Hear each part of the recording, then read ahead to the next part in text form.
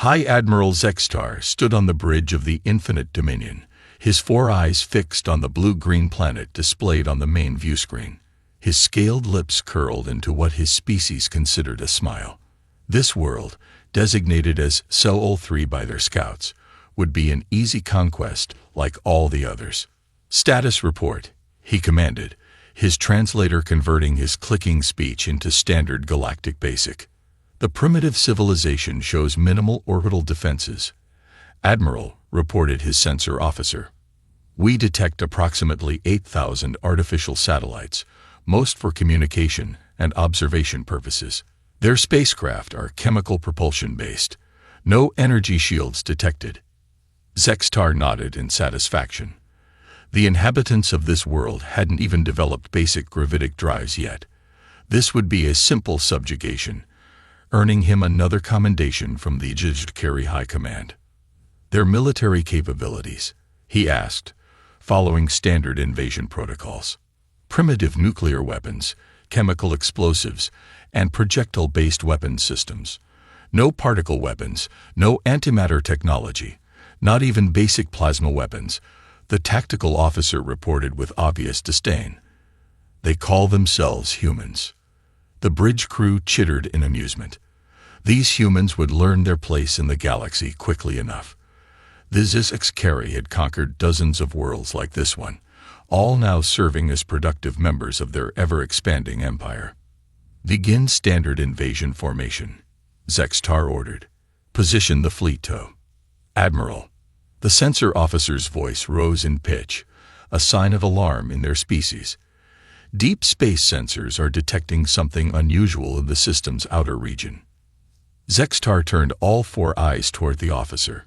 "Explain." "Artificial structures detected in what the natives call the Kuiper Belt. They appear to be ships, Admiral, but the energy readings are unlike anything in our database." "Show me," Zextar commanded, his interest piqued. The main view screen shifted to display a cluster of massive objects, each easily dwarfing his flagship. They appeared to be dormant, covered in what looked like ice and cosmic dust, but their shapes were unmistakably artificial. "How old are these structures?" Zextar asked, a feeling of unease creeping into his gut. The sensor officer worked his controls frantically. "Sir, initial dating suggests these structures are approximately 300,000 local years old." A heavy silence fell over the bridge. That was impossible. No known civilization in this sector was that old. And if these were indeed warships— "Sir," the communications officer interrupted, "we're detecting increased transmissions from the planet. They appear to be celebrating something." The main screen split to show media broadcasts from Earth. Humans were gathered in crowds, cheering and embracing. News headlines scrolled across their primitive screens. "Ancient Athlete Code and Fire Made. Humanity's Lost Legacy Found. Emergency Protoxiolas Ionite." Zextar felt his scales bristle. Something was very wrong here. These primitives shouldn't even know about the ancient ships yet, let alone be celebrating their discovery. Unless— "Sir," the sensor officer's voice was almost a screech now. "The structures, they're beginning to power up. Energy readings are off the scale. And they're responding to signals from the planet." Zextar watched in growing horror as the ancient ships began to shed their icy cocoons. Lights flickered to life across their massive hulls, revealing symbols that made his blood run cold. They matched the decorative patterns his scouts had reported seeing carved into ruins across Earth's surface. These weren't alien ships the humans had just discovered. They were human ships that had been waiting to be found. And in his arrogance, Zextar had just given them a reason to wake up. Dr. Emily Chen stared at her computer screen in the underground facility beneath the Atacama Desert, her hands trembling with excitement. Around her, dozens of scientists from different countries worked frantically, analyzing data streaming in from space telescopes and deep space sensors. "This can't be right," she whispered, double-checking her calculations. "These ships, they're built with materials we've only theorized about. Her colleague, Dr. James Rodriguez, leaned over her shoulder. "What did you find?" "The whole composition." Emily pointed to her screen. "It's some kind of metamaterial that can change its properties. Look at these readings. It's like the ships can alter their very structure at will." Above them, on the massive wall screen, satellite images showed the alien invasion fleet holding position near Mars. But nobody in the facility was worried about them anymore. Not after what they'd discovered in the Kuiper Belt. "Dr. Chen," called out Dr. Hassan from across the room. "You need to see this. We've managed to decode more of the symbols from the Antarctic ruins. They match perfectly with the markings on the ancient ships." Emily rushed over, her heart pounding. For years, archaeologists had argued about the strange geometric patterns found in various ancient sites around Earth. Most had dismissed them as primitive art or religious symbols. Now they knew better. "They're not just random decorations," Hassan explained, pointing to his tablet. "They're mathematical equations, instructions. Our ancestors left us an operator's manual hidden in plain sight across the entire planet." The room fell silent as new data appeared on the main screen. 3 years ago, a routine mining operation in Greenland had uncovered something impossible. A chamber filled with advanced technology, sealed away for hundreds of thousands of years. Similar sites had been discovered since then, each containing pieces of humanity's forgotten history. "Listen to this," Emily announced, reading from a newly decoded text. "Our descendants, if you are reading this, know that we did not abandon you. We hid our greatest achievements to protect you from those who would destroy us all. The fleet sleeps until you are ready to awaken it." Dr. Rodriguez pulled up another screen showing DNA analysis results. "That's not all. The genetic markers we found in the ancient sites, they're not just similar to modern human DNA. They're exactly what we have now, deliberately preserved. Our ancestors engineered us, to be compatible with their technology." Outside the facility, the desert night was lit up by the frantic activity of military vehicles and aircraft. Every major power on Earth had mobilized, but not to fight each other. For the first time in human history, all nations worked together, racing to unlock the legacy their ancestors had left them.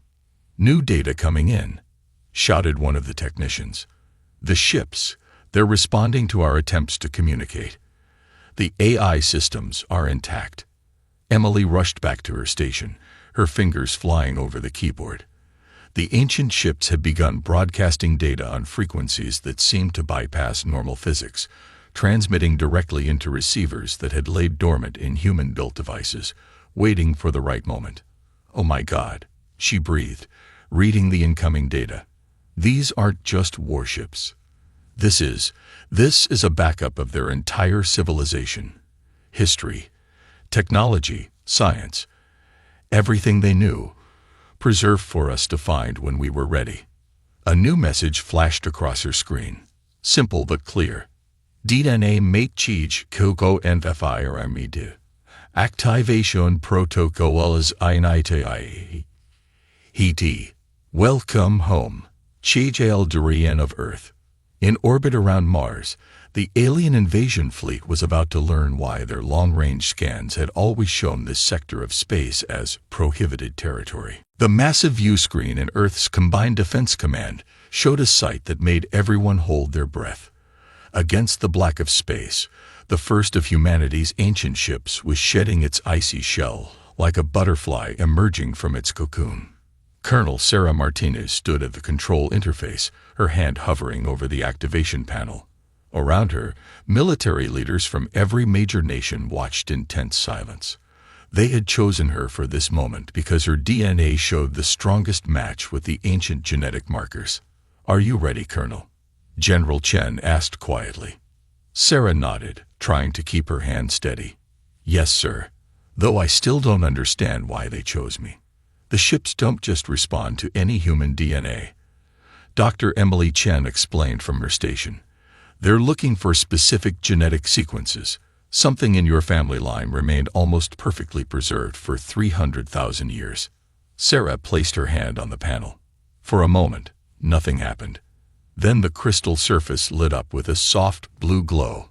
Above them, the massive ship, nearly 3 kilometers long, fully awakened. Connection established. The computer announced. Genetic verification complete. Welcome, Guardian Herr Martinez. The title made Sarah's spine tingle. On another screen, they could see the HFY invasion fleet scrambling to battle positions. They had clearly noticed the ancient ship powering up. Ship status, General Chen demanded. Hull integrity at 100%, reported one of the technicians, sounding amazed. Power systems at full capacity. It's like it was built yesterday. The preservation technology is incredible. Sarah felt a strange sensation in her mind, like a gentle whisper.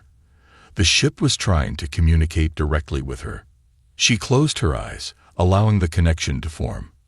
The neural interface is active, Dr. Chen announced excitedly. Colonel, what do you see? Everything, Sarah whispered. Through the ship's sensors, she could perceive space in ways she never imagined possible. The vessel's hull wasn't solid metal. It was made of billions of tiny machines that could change their structure instantly. This isn't just a warship. It's alive. Suddenly, alarms blared. The HFY had launched their first attack, a barrage of plasma torpedoes aimed at the ancient vessel. Everyone tensed, but Sarah remained calm. Through her connection, she sensed the ship's capabilities. The incoming weapons posed no threat. The plasma torpedoes struck the hull and vanished. No explosion, no damage, nothing. The ship had simply absorbed their energy, adding it to its own power reserves. My God, someone whispered. Sarah opened her eyes, a smile forming on her lips. The ship says that was barely a warm-up. It's showing me its weapons systems now. This HFY's technology. It's like bringing spears to a nuclear war. Through their shared consciousness, the ship revealed its true nature. It wasn't just built to fight. It was designed to protect, to preserve life. Each weapon had multiple functions, capable of both defending Earth and ensuring minimal loss of life among their attackers. More ships are awakening, Dr. Chen reported. 7 more vessels are showing signs of activation. They're all responding to Colonel Martinez's connection. Sarah felt the other ships joining the neural network, their combined consciousness expanding her awareness even further. Now she understood why her ancestors had hidden this fleet. This kind of power had to be earned, had to be used with wisdom and restraint. The HFY fleet launched another attack. This time, Sarah was ready. She didn't need physical controls. The ship responded to her thoughts instantly. Let's show our uninvited guests, she said calmly, exactly why Earth was marked as forbidden territory. The ancient vessel moved with impossible grace, its hull rippling like liquid metal in starlight. Humanity's guardians were awake, and the galaxy was about to remember why. As Colonel Martinez floated in the ancient ship's command center, holographic displays danced around her. The ship's AI, calling itself Guardian, was finally ready to reveal the truth about humanity's past. Your ancestors did not fall, Guardian explained, its voice resonating directly in Sarah's mind. They chose to hide, to protect not just Earth, but thousands of developing worlds. Dr. Emily Chen, who had been granted access to the command center, watched in amazement as the holograms showed scenes from Earth's forgotten history. The images showed a civilization far more advanced than anything humans could currently imagine. But why make us forget everything? Sarah asked. Why go back to the Stone Age? The AI displayed a new image, a star map of the galaxy. Countless points of light represented worlds that had once been under Earth's protection. The enemy was too powerful to fight directly, Guardian explained. They consumed entire civilizations, stole their technology, their knowledge. Your ancestors realized that the only way to save the galaxy was to hide their power where it could never be found. Emily gasped as she understood. Inside us, they hid their legacy inside human DNA. Correct, Guardian confirmed. They modified their own genetics, ensuring their descendants would evolve with the capacity to one day reclaim this technology, but only when they had developed the wisdom to use it properly. More holograms appeared, showing the careful planning that had gone into humanity's guided evolution. Their ancestors had created a perfect hiding place, a seemingly primitive world that was actually a carefully designed sanctuary. The caves, the ruins, all the ancient sites, Emily said excitedly. They weren't just storing information. They were monitoring our development. Sarah touched one of the floating displays, and it expanded to show more detail. These ships, they're not just weapons, are they? No, Guardian here, the eye replied. They are seeds. Each vessel contains the knowledge and technology to rebuild our civilization. But unlike the HFY and others who steal and conquer, we chose to wait until our children could grow into their power naturally. Outside the ship, the HFY fleet was still trying to breach their defenses. Their most powerful weapons couldn't even scratch the ancient vessel's hull. I'm receiving reports from the other awakened ships, Sarah announced. Their AIs are all activating. They're calling more vessels. There aren't just a few ships out here. There are hundreds. Guardian's holographic displays shifted to show the full scope of the hidden fleet. Dozens of massive ships were now emerging from their icy hiding places throughout the solar system. Your ancestors were not just another spacefaring race, Guardian explained. They were the guardians of evolution itself. They protected young civilizations, helped them grow, prevented more advanced races from interfering. Even the HFY's ancestors once benefited from Earth's protection, though they have forgotten.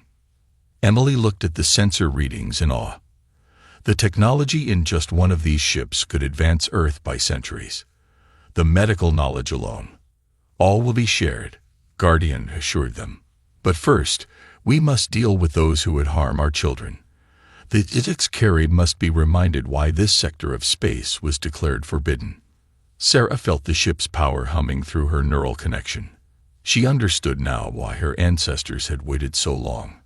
This kind of power, this responsibility, required more than just technological advancement. It required the heart to protect rather than conquer. Guardian, she said firmly, show me how to remind them. Admiral Zextar watched in growing horror as his fleet's most powerful weapons proved useless against even a single human ancestral ship. His tactical officer had gone silent, scales pale with fear. How? Zextar demanded. How are they blocking everything we throw at them? Before anyone could answer, the human vessel began to move. It didn't fly like a normal ship. Instead, space itself seemed to bend around it. One moment it was near the Kuiper Belt, the next it was directly in front of the HFY fleet.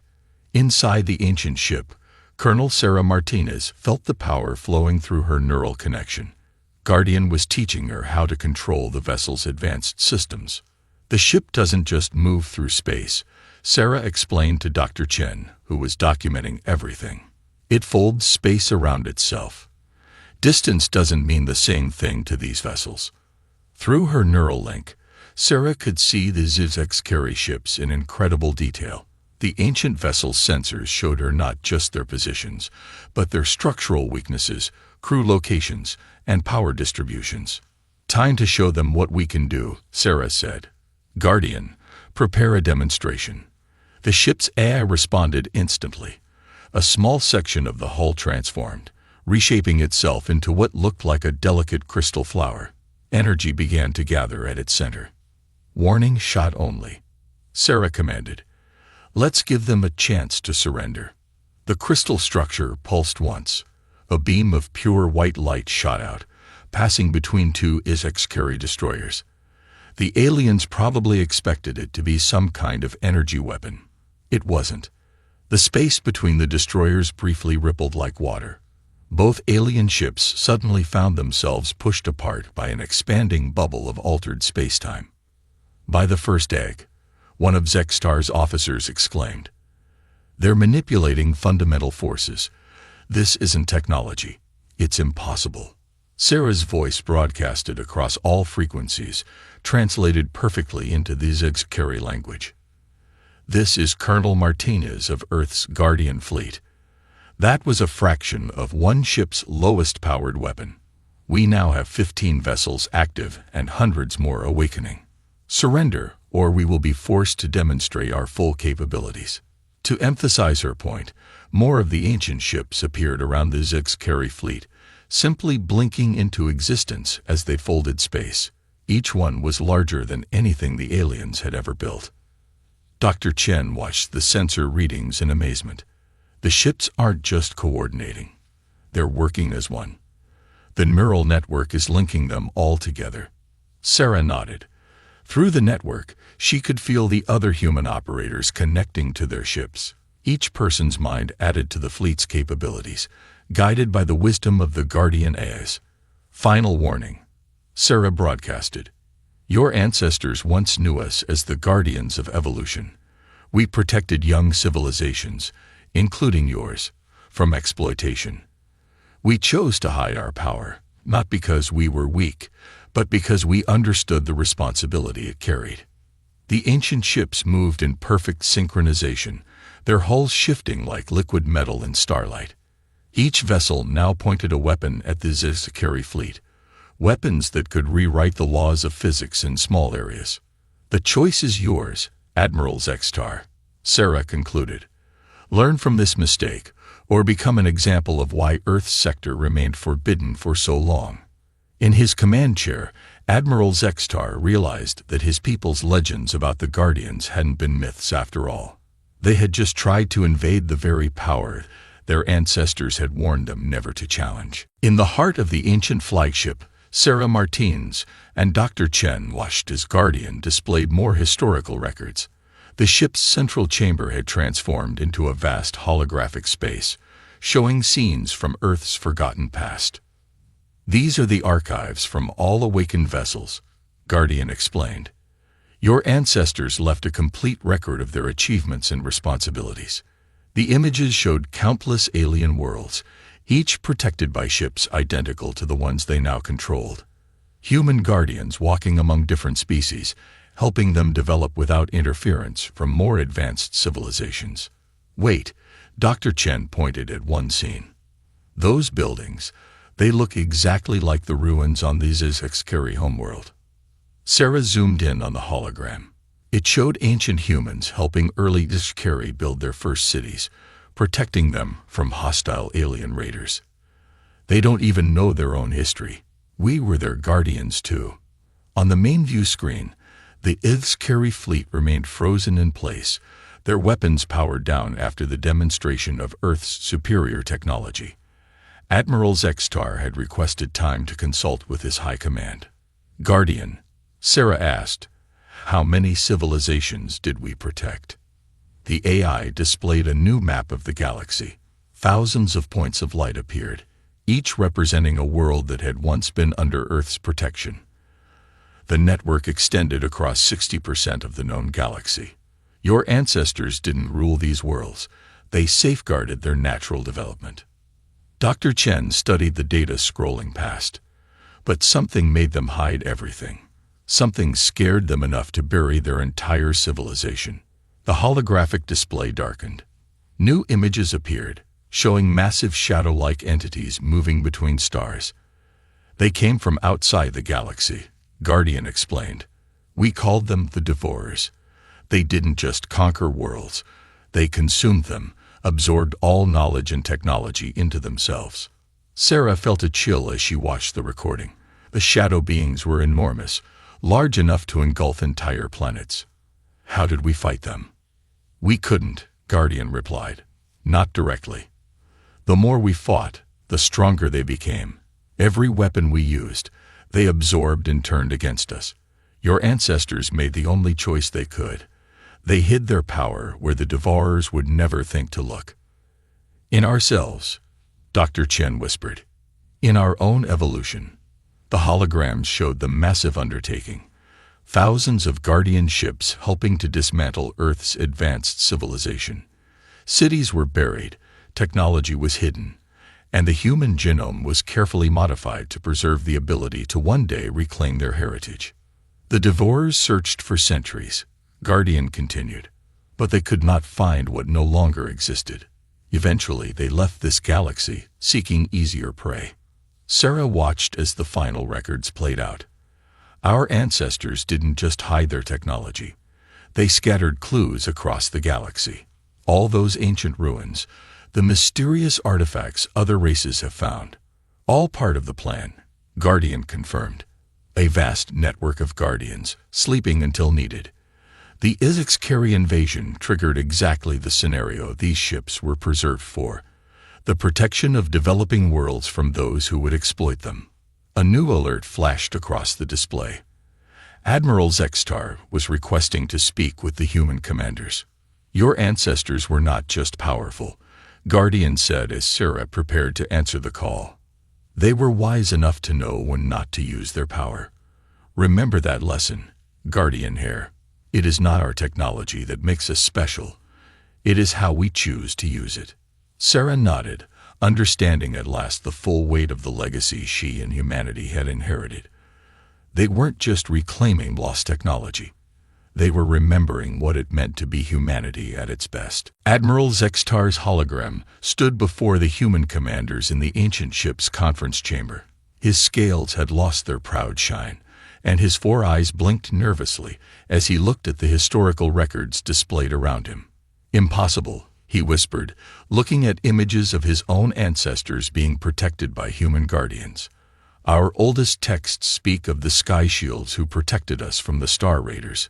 But that was you. Sarah Martinez nodded. Not us personally, but our ancestors. Your people were among thousands of civilizations we helped nurture. She gestured, and more holograms appeared, showing the careful planning that had gone into humanity's own development. Dr. Chen stepped forward, pointing to a DNA sequence floating in the air. Look at this, Admiral. Our ancestors didn't just hide their technology. They'd redesigned themselves. Every major step in human evolution was carefully guided. Guardian's voice filled the chamber. The plan required perfect timing. The human brain needed to develop specific neural patterns to interface with our systems. Their bodies needed the right genetic markers to activate our technology. Even their emotional and social development was carefully shaped. New displays showed the hidden meanings behind Earth's ancient myths and legends. Stories of gods and magic had actually been carefully crafted memories, ensuring that when humanity rediscovered their technology, they would have the cultural framework to use it wisely. The cave paintings, Dr. Chen said excitedly.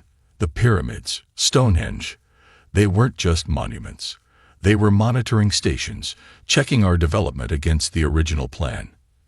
Zextar watched in amazement as the data showed how human art, science, and philosophy had been subtly guided over thousands of generations. You mean everything, your entire species' development, was planned, not controlled. Sarah corrected him. Guided. Our ancestors wanted us to develop our own culture, our own identity. They just made sure we would have the capability to reclaim our heritage when the time was right. Guardian displayed a final set of readings. The HFY invasion triggered the awakening because humanity had finally reached the required benchmarks. Your technological development, cultural advancement, and most importantly, your ethical evolution. Dr. Chen studied the data with wide eyes. The last 50 years were crucial. Our growing environmental awareness, the development of international cooperation, our first steps into space, these weren't just progress. They were final tests. Tests you passed, Guardian confirmed. Your ancestors ensured you would only regain this power once you understood the responsibility it carried. Your reaction to the HFY threat proves their wisdom. Instead of seeking revenge, you offered peace. Sarah turned to Admiral Zextar. Your invasion was a mistake, but it might also be an opportunity. Your people have lost their way, forgotten the values our ancestors helped instill in them. Perhaps it's time to remember. The Admiral looked at his fleet through the view screen, then at the massive Guardian ships surrounding them. His people's legends suddenly made sense. Stories of ancient protectors who used power not to conquer, but to preserve and nurture. The Devourers might return one day, Guardian warned. That's why humanity needed to reclaim their heritage naturally, developing wisdom alongside power. The galaxy will need guardians again. Sarah felt the truth of these words through her neural link with the ship. Their ancestors hadn't just hidden their legacy.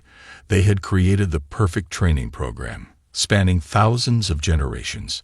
Now, humanity had finally graduated. 1 month after the HFY invasion attempt, the Great Hall of the United Nations was filled with both human and alien representatives. The ancient ships now orbited Earth peacefully, their hulls gleaming in the sunlight like ancient shells washed up on a cosmic shore. Colonel Sarah Martinez stood at the podium, addressing the gathered delegates. Behind her, Admiral Zextar waited with several other HFY officials, their scales now adorned with the ancient symbols of peace their people had long forgotten. Today, Sarah began, we face a choice that will shape not just Earth's future, but the galaxy's. Our ancestors left us more than just powerful ships and advanced technology. They left us a purpose. The holographic displays showed scenes from the past month. Guardian ships helping to clean Earth's oceans using their matter manipulation technology. Ancient medical knowledge being used to cure diseases that had plagued humanity for centuries. Space-folding technology already being adapted to help solve the world's energy and transportation problems. We could use this power to dominate, Sarah continued. We could rule the galaxy as conquerors, as the HFY originally intended to rule us. But that's not who we are. That's not who we were meant to be. Dr. Chen stepped forward, displaying new data from the Guardian ships. The ancient fleet has detected 12 developing civilizations within our sector alone. Young races taking their first steps into space, just as we recently did. They need guidance, protection, and most importantly, the freedom to grow at their own pace. Admiral Zextar moved to the podium when invited. My people forgot our history. We forgot that we were once one of those developing civilizations, protected and nurtured by humanity's ancestors. We became what we were once protected from. He bowed his head. We asked to learn from you again, to remember who we were meant to be. The hall erupted in discussion. Through her neural link, Sarah could feel the Guardian ships in orbit, their AIs watching and waiting for humanity's decision. The choice would be theirs, not the AIs, just as their ancestors had intended. We propose a new Guardian Council, Sarah announced once the hall quieted. Not rulers, but protectors. Not conquerors, but teachers. The HFY will help us rebuild the ancient networks, using their experience to help us understand the challenges young civilizations face. Images appeared showing the first joint human HFY projects. Former invasion ships being reformed into exploration vessels. Warriors becoming teachers. Ancient enemies becoming partners in preservation. Our ancestors hid their legacy not from fear, Sarah concluded, but from wisdom. They understood that true power lies not in the ability to destroy or dominate, but in the choice to protect and nurture. They guided our development for 300,000 years, helping us become who we needed to be. The vote was unanimous. As the assembly erupted in cheers, Sarah felt Guardian's approval through the neural link. Humanity had not just reclaimed their ancestors' power, they had proven themselves worthy of it. In orbit, the ancient ships began to pulse with soft light, a signal that would travel across the galaxy. The Guardians had returned, not as the mighty conquerors some had feared, but as the protectors they were always meant to be. The real test begins now, Sarah told Dr. Chen as they watched the sun rise over Earth the next morning, the Guardian ships visible as bright stars in the dawn sky. Our ancestors spent 300,000 years preparing us for this moment. Time to show them their faith in us was justified. A new age was beginning, not just for Earth, but for thousands of young civilizations across the galaxy. The ancient fleet had awakened, and with it, humanity's true purpose had been reborn. The massive doors of the Galactic Council chamber hissed open, their ancient metal surfaces etched with the histories of 1,000 worlds. 3 figures stepped into the dim light, their silhouettes casting long shadows across the polished floor. They were the elite of the HFY hunting guild, legendary trackers who had never failed a contract in their centuries-long existence. Zakar moved like liquid shadow, his scaled skin absorbing what little light touched it. 4 yellow eyes blinked in sequence as he surveyed the chamber, a habit formed from centuries of hunting the galaxy's most dangerous prey. Behind him, Vex 117's mechanical parts whirred quietly, status lights pulsing beneath chrome plating that had replaced most of their original body. The cybernetic hunter's head tilted at precise angles, recording and analyzing every detail of their surroundings. Mira floated slightly above the ground, her translucent form rippling like silk in water, tendrils of psychic energy curling around her consciousness as she tasted the fears and tensions filling the room. "Welcome, hunters," spoke High Counselor Devax, their crystalline form glowing with barely contained anxiety. "We face an unprecedented threat to galactic stability, one that requires your unique talents." Zakar's upper eyes narrowed. "The HFY Guild does not handle simple threats, Counselor. We are not common mercenaries." Indeed, the High Counselor's crystal surface flickered with patterns of distress. "Your target is not common at all. We require you to capture specimens of a species that has become increasingly problematic. Humans." Vex 117's optical sensors whirred as they accessed their vast database. Humans. Origin. Earth. Technology level. Moderate. Physical capabilities. Unremarkable. Threat assessment. Minimal. A harsh laugh echoed from another council member, their gas-based form swirling in agitation. Minimal. They have disrupted trade agreements that stood for millennia. They forge alliances between species that should be impossible. They solve problems in ways that defy all logical protocols. Mirith's ethereal voice floated through their minds. "You fear them not for their strength, but for their unpredictability. They are chaos given form," Devax continued, crystal surface now pulsing rapid patterns of red and orange. "They sacrifice efficiency for what they call creativity. They ignore perfectly functional solutions in favor of untested methods. Worst of all, other species are beginning to emulate them." Zakar stepped forward, his movement so smooth it seemed he teleported. "You speak of their weaknesses, yet your fear suggests strength. Explain." The council chamber's holographic display activated, showing footage of human activities across the galaxy. A small human ship rushing into an asteroid field to save a stranded alien vessel. Human diplomats mediating peace between species that had warred for generations. Human scientists collaborating with multiple races, combining incompatible technologies in ways that shouldn't work, but did. "Your mission is to capture several specimens for study. We must understand how they think, how they function.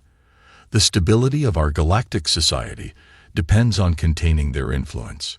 Vex 117's mechanical hands flexed. "Terms. Payment will be 3 times our standard rate. You will have unlimited resources and full diplomatic immunity in human-controlled space." The 3 hunters exchanged glances. Zakar spoke for them all. "The HFY Hunting Guild accepts your contract. We will begin immediately." As they left the chamber, Mirith broadcasted a private thought to her companions. "The Council's fear is genuine, but their stated reasons are not. There is more to this hunt than they reveal." "Agreed," Vex 117's electronic voice hummed. "Humans warrant closer study. Perhaps the hunt itself will reveal the truth." Zakar simply nodded, all 4 eyes focused on the human data already streaming across his retinal display. In all his centuries of hunting, he had never encountered prey that was feared not for their strength or technology, but for their very nature. This would be a hunt to remember. The human research vessel, Curiosity's Child, drifted at the edge of the Nexus Nebula, its modest size belying the breakthrough discoveries its crew had made in just 6 months of exploration. Zakar watched through his ship's stealth screens, all four eyes fixed on the vessel's movement patterns. Something about their behavior seemed off. Their engine capacity is at 82%, yet they maintain minimal speed, VEX 117 reported from their tactical station. Illogical. They should be utilizing optimal power for maximum research efficiency. Mirith's ethereal form shimmered with curiosity. They are waiting for something. I sense anticipation, but no fear. How strange. The hunters had been tracking this particular vessel for 3 days, analyzing its cruise patterns and seeking the perfect moment to strike. But the humans consistently defied tactical predictions, making seemingly random stops and course changes that served no obvious purpose. Suddenly, the ship's sensors lit up with warning signals. A massive solar flare from the nebula's core was approaching, far larger than any previous recorded activity.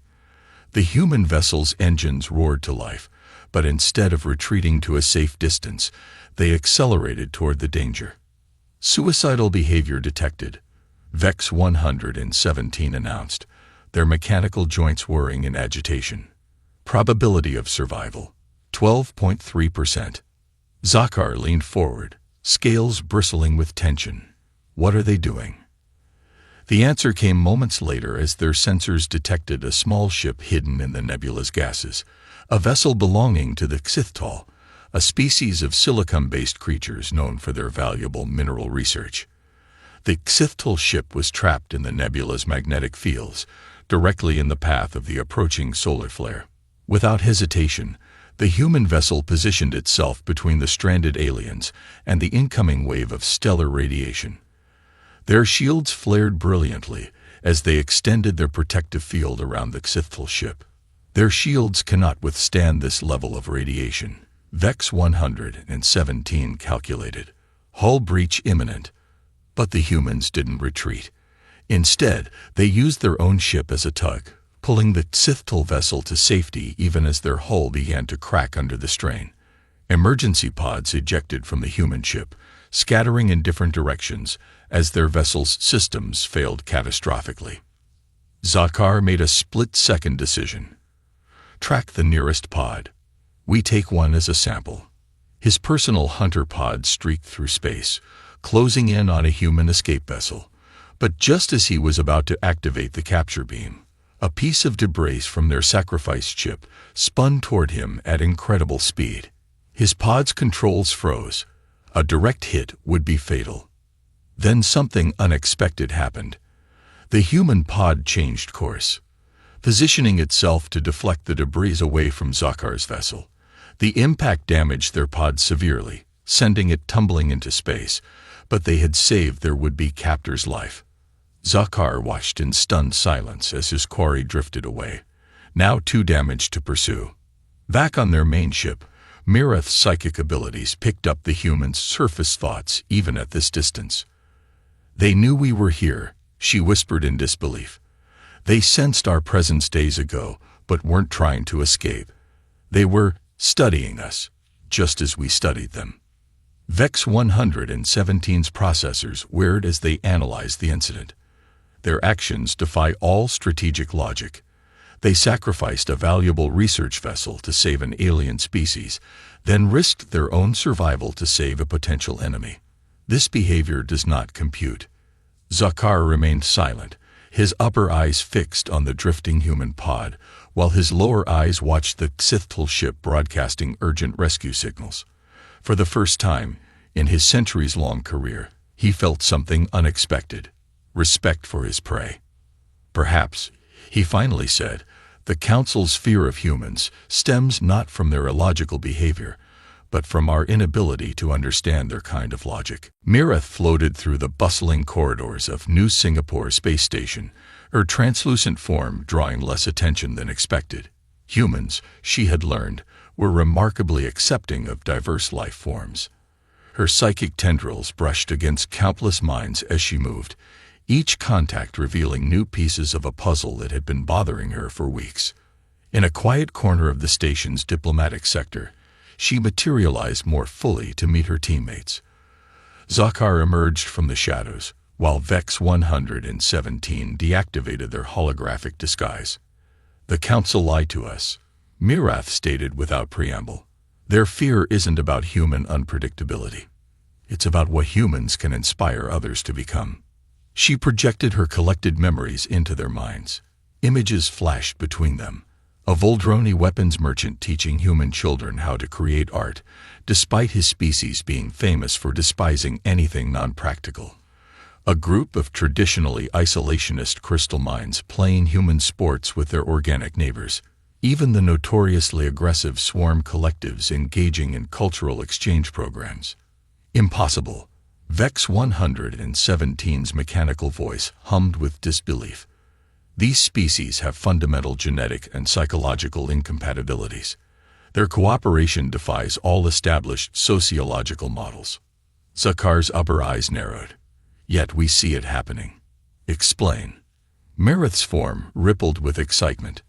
"Humans have a unique ability. They don't see boundaries the way other species do. Where we see insurmountable differences, they see opportunities for connection. Their chaotic nature allows them to bridge gaps that more logical species would never attempt to cross." Vex 117 projected a holographic display of their tactical analysis. Confirmed. Human diplomatic success rate exceeds statistical probability by 47.3%. They achieve peaceful resolutions in scenarios where our most advanced AI predict only conflict. Multiple examples found of humans creating technological breakthroughs by combining incompatible alien engineering principles. "The Council fears this," Zakar concluded, his scales shifting color with understanding. "Not because humans are dangerous themselves, but because they're changing how other species think," Mirath finished. "I found classified Council documents. They've maintained power for millennia by keeping species separate, managing conflicts, controlling the flow of ideas. Humans don't just ignore these boundaries. They actively break them down." The evidence was displayed in Vex 117's holograms. Trade routes between formerly hostile species, mixed species colonies thriving where segregation had been the norm, and technological advancement rates skyrocketing in areas with high human interaction. "There's more," Mirath added grimly. "The Council doesn't want specimens for study. They want to develop a biological agent, something to suppress the human drive to explore and connect. They believe making humans more logical will stop their influence from spreading." Zakar moved to the viewport, watching the diverse crowd below. A human child was teaching a hive mind drone how to play with a simple toy, while nearby, a cybernetic being similar to Vex 117 was laughing. Actually laughing. At a human's joke. "The Council's logic is flawed," Vex 117 stated. "Eliminating human characteristics would not just harm humans. It would," they paused, their processors searching for the right words, "diminish the galaxy." Mirath felt something she had never experienced in centuries of hunting. Shame. "We were sent to help imprison the very thing that might help our galaxy truly evolve. The question is, what do we do with this knowledge?" Zakar turned from the viewport, all four eyes glowing with determination. "We do what hunters do best. We track our real prey, the truth. And then we decide which side of this hunt we should really be on." The Kthresh hunting ship drifted in the shadow of a gas giant, its systems running silent as its three occupants faced the most difficult decision of their centuries-long careers. On the main viewing screen, a message from the Council blinked steadily. "Proceed with capture. Target: Human Research Team on Europa Station. Payment doubled." Zakar paced the bridge, his scaled form rippling with unusual agitation. For the first time in 300 years, his hunter's instincts warred with his sense of honor. Nearby, Vex 117 sat motionless, their cybernetic systems running countless ethical simulations, while Mirath's ethereal form flickered with emotional turbulence. "I accessed the Council's secure databases," Vex 117 announced, breaking the tense silence. "The biological weapon is already in development." They merely need human test subjects to perfect it. Their mechanical hands clenched. Projected casualties: 30% of the human population within the first wave. Secondary effects: suppression of creativity, curiosity, and emotional bonding capacity in survivors. Mirith's form darkened with distress. I touched the minds of those researchers on Europa Station. They're working on ways to help silicon-based life forms survive on organic worlds. Their work could help millions of displaced species find new homes. Her voice trembled. We would be destroying more than just humans. Zakar stopped pacing, his 4 eyes focusing on a small trinket in his hand. A simple wooden carving given to him by a human child during their investigation. The child had seen him in his true form, yet showed curiosity instead of fear, even offering him this gift, because you looked lonely. The guild has never broken a contract, he said quietly. In 1,000 years, not once. The guild has never faced a contract that threatened the entire galaxy's future, Vex 117 countered. Their status lights pulsed with unusual patterns, signs of emotional subroutines they'd never admitted to having. My logic circuits have reached an unprecedented conclusion. Sometimes the most rational choice is to defy logic itself. A sudden alert caught their attention. The Council was deploying backup hunters, less skilled but more numerous. They had 6 hours at most to make their choice. Mirith projected the memories she'd gathered from human minds, their joy, their sorrows, their boundless desire to connect with and understand others. They dream of things that should be impossible, then find ways to make them real. They see beauty in chaos and possibility in failure. The Council calls these weaknesses, but they are strengths we never knew we needed. Zakar finished. He crushed the Council's message pod in his clawed hand. We are hunters. Our job is to track truth, not just prey. And the truth is, we would be destroying something precious to preserve something stagnant. Vex 117 stood, their chassis humming with purpose. The logical choice: warn the humans. Probability of success against Council forces: 27.3%. Probability of maintaining galactic stability through current Council methods: 12.8%. Choice is clear. We'll be marked as traitors, Mirith whispered, though her form was brightening with resolve. The guild will disown us. Everything we've built over centuries. Zakar moved to the ship's controls, his movements once again smooth and certain. Then we build something new, something better, like humans would do. All 4 of his eyes gleamed with determination. Set course for Europa Station. Maximum speed. We have a different hunt to complete now.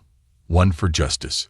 As their ship burst from its hiding place, accelerating toward human space, each hunter felt something unfamiliar yet energizing.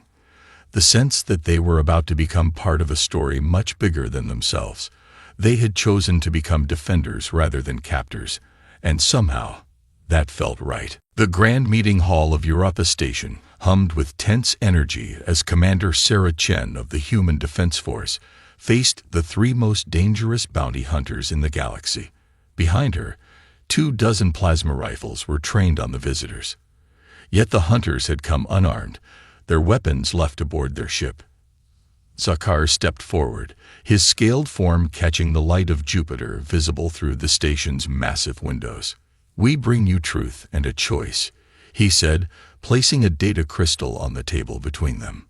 As the evidence played out, holographic displays of the Council's plans, the biological weapon, the conspiracy. Commander Chen's expression remained neutral. Only Mirith, with her psychic abilities, could sense the humans' churning emotions beneath that calm exterior.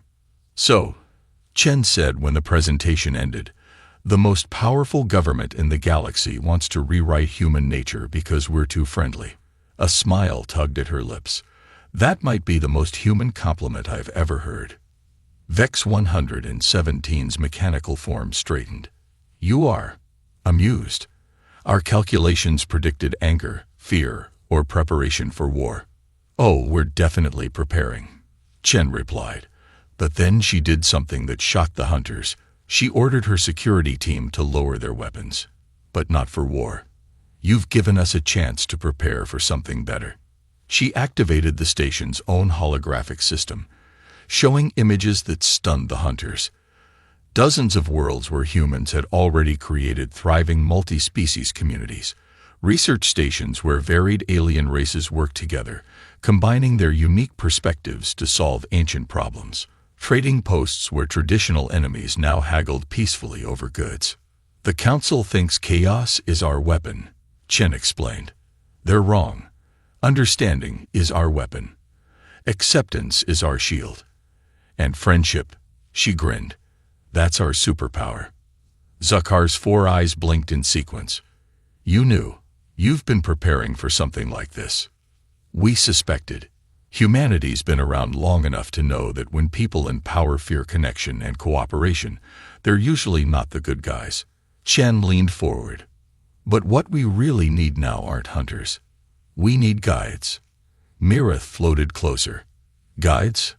The galaxy is full of species who've been kept apart, taught to fear each other. We need people who understand both sides, the old way and the new. People who can hunt down opportunities for connection instead of conflict. Vex 117's processors hummed as they analyzed the proposal. You are suggesting we become facilitators of change rather than enforcers of stability. Probability of success. Calculating. Error.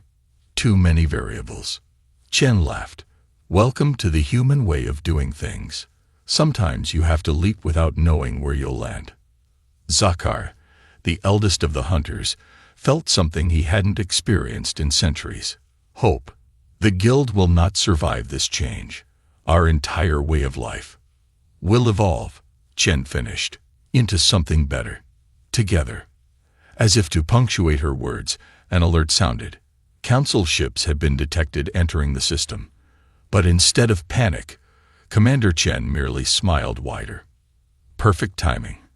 Ready to see how humans handle a crisis, she activated her comm system. All stations, initiate protocol. New friends. And somebody get our guests some offices. I think the Department of Interspecies Cooperation just found its new directors. As alarms blared and the station hummed with activity, the 3 hunters watched in amazement as humans rushed to battle stations with the same enthusiasm they'd shown at cultural exchanges. There was no fear, only determination. And strangely enough, excitement. Mirith's psychic senses tingled with the energy of possibilities. I think, she said softly, this is the beginning of a very different kind of hunt. Indeed, Zakhar agreed, watching humans and aliens working seamlessly together to prepare their defenses. A hunt for a better galaxy.